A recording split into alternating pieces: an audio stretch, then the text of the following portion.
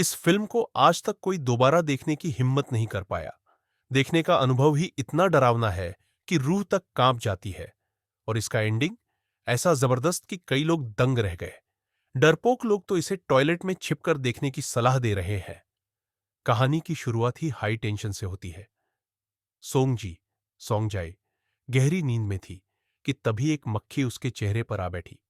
लेकिन ये कोई आम मक्खी नहीं थी। सीधा उसकी नाक में घुस गई। नाक के एक छेद से घुसी और दूसरे से बाहर निकल गई। सोंगजी ने जैसे तैसे उसे हटाया, लेकिन कुछ देर में वही मक्खी उसके होठों पर आ बैठी और मुंह के अंदर चली गई। अब जाकर सोंगजी की नींद खुली। वो चारों तरफ देखती है, लेकिन उसे कुछ अजीब नहीं लगता। जैसे ही वो दोबारा सोने की कोशिश करती है, उसके बगल में लेटा आदमी अचानक एक बूढ़ी औरत बन जाता है और उस पर हमला कर देता है।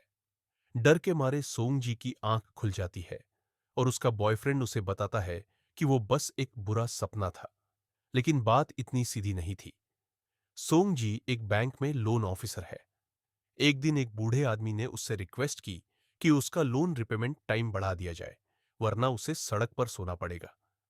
सोंगजी ने हमदर्दी दिखाई, लेकिन बॉस ने लोन हिस्ट्री देखकर रिक्वेस्ट ठुकरा दी।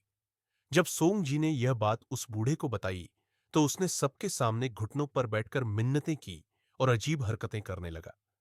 लोग इकट्ठा हो गए और जब सोंगजी उसे समझाने गई, तो वो उस पर हमला कर देता है। सिक्योरिटी उसे बाहर निकाल देती है। यहीं से सोंगजी की जिंदगी बदल जाती है। रात को जब वो कार में बैठी, तो उसे खिड़की के बाहर वही बूढ़ी औरत की रूमाल दिखती है। वो उसकी नजरों का पीछा करती है और देखती है कि पीछे की सीट पर एक काला साया बैठा है। वो डर के मारे गाड़ी दौड़ा देती है, लेकिन वो साया उसका बाल पकड़ लेता है। हैरानी की बात यह है कि वो औरत गाड़ी में भी अपना नकली दांत लगाने में बिजी रहती है। सोंगजी तुरंत हमला करती है,